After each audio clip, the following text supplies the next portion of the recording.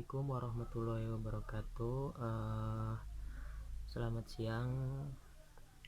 Jadi pertemuan kali ini akan membahas tentang kemasan dan bagaimana cara membuat labeling gitu. Pertama-tama kita apa sih itu kemasan? Yaitu kemasan itu adalah menurut saya tuh untuk penghias jati diri, maksudnya penghias produk. Jadi agar tidak polos gitu ya, terus sebagai pengenal produk juga. Nah, nanti di dalam ini tercantumnya di labelnya ya, nanti disebutkan ada di dalamnya nama merek, terus komposisi dan lain-lain kayak gitu. Terus sebagai media promosi juga. Nah, selain sebagai yang tadi saya sebutkan, jadi kemasan dan atau labeling ini sebagai media promosi juga begitu, agar konsumen ketika mau membelinya dia tahu, atau gimana kan biasanya ada dipromosiin di televisi atau di medsos gitu ya, sama endorse kayak gitu. Nah, untuk kali ini saya akan menjelaskan tentang kemasan primer, yaitu dimana kemasan yang langsung ya berhubungan dengan produknya. Contohnya seperti yang tertera di bawah ini. Nah, di sini nih ya. Terus selain ada kemasan primer, yaitu ada yang membantu kemasan primer, yaitu kemasan yang mengemas kemasan primer, yaitu kemasan sekunder. Nah, kemasan sekunder ini berguna untuk menyimpan menyimpan lebih dari beberapa kemasan primer. Contohnya seperti ini di tempat yang tadi. Terus selain ini ada kemasan tersier atau kuartermer ya. Jadi ini kemasan yang sifatnya untuk bisa, misalkan kita mau dikirim kemana, nah ini disimpannya di kemasan seperti ini agar tidak berlangsung dengan barang-barang lain dan tidak mengakibatkan kerusakan begitu. Nah, sekarang kita masuk ke alat dan bahan. Jadi alatnya seperti untuk membuat labeling ya, kita perlukan komputer atau HP bisa ya untuk mendesainnya. Terus alat-alatnya yaitu printing dan kertas stiker. Nah, itu kan buat nanti ya, printer.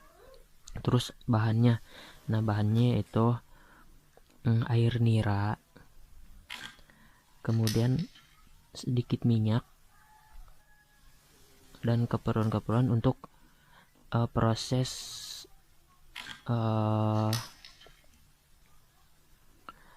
air nira untuk menjadi kental nantinya ya kan. Nah, untuk alat dan bahan selanjutnya yaitu plastik standing forge. Nah, dia dapat terbuat dari beberapa material plastik seperti nilon, aluminium foil, dan kertas. Nah, kelebihannya yaitu dapat menjaga isi produk dari pengaruh keadaan luar, sehingga kemasan dapat terjaga bentuknya, rasanya, dan aromanya tidak berubah dan akan tetap sama seperti saat awal dikemas. Nah, dan plastik yang saya pakai ini untuk ukuran plastik 500 gram ya. Kenapa untuk 500 gram? Karena agar tidak terlalu besar dan kita menyesuaikan harga yang kita nanti akan pakai begitu. Di sini contoh pembuatan gula merah. Nah, untuk selanjutnya nanti akan dijadikan gula semut, gula bubuk ya. Prosesnya memang cukup lama. Dalam satu kali proses ini membutuhkan beberapa, kalau di kata Sunda itu ada yang namanya lodong. Nah, dari lodong itu, dalam lodong itu terbuat dari bambu panjang, bambu yang diameternya cukup besar. Nah, ini fungsinya untuk wadah saat pengambilan air nira di pohon aren. Nah, untuk satu kali seperti ini ya, pembuatan ini membutuhkan beberapa sekitar 3 sampai 5 lodong. Nah, dan ini tuh tidak hanya satu hari dapat segitu, ini terjadi sampai kira-kira 2 kali pengambilan atau 3 kali pengambilan di pohon arennya. Jadi untuk dapat ke proses seperti ini tidak semudah yang kalian bayangkan begitu. Nah,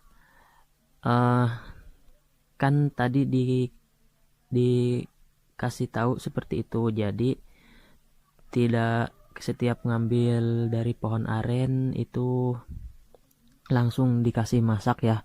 Tetapi ini hanya direbus dulu si air niranya agar tidak menjadi cuka gitu, tidak menjadi asam. Dia direbus sampai 30 menit kan menjadi yang namanya nanti kita tahu wedang kan. Nah, si wedang ini disimpan dulu sambil nunggu air nira selanjutnya. Nah, ketika kita misalkan si petani sudah merasa cukup ya untuk kita olah menjadi gula, maka dia akan ini mengolahnya. Dan pengolahan ini bisa sampai berjam-jam, kurang lebih ya sesuai pengalaman saya sampai 2 sampai 3 jam itu, kadang-kadang sampai 4 jam, karena ini dari yang tadinya encer kan sampai kental banget. Apalagi kalau kita akan membuat gula semut kan, ini perlu lagi kita sampai kayak menggerus-gerusnya kayak gitu. Nah, kan ada yang gula dibatokan kayak gitu, terus ada gula semut kan. Ini dari prosesnya juga sama, cuman cuman ditambah sedikit minyak saja begitu. Nah, seperti ini contoh hasilnya ya. Dari kemasan yang saya buat yaitu kemasan yang berupa label ya, yang ditempelkan pada plastik standing pouch. Dan produk yang saya garap juga seperti gula. Nah, manfaat gula itu banyak sekali ya, tidak hanya sebagai pemanis saja begitu. Kalian bisa searching ya. Nah, jadi ini hasil yang saya buat begitu. Semoga ada banyak manfaatnya. Cukup sekian dari saya. Khairunas anfa'um linas. Wassalamualaikum warahmatullahi wabarakatuh.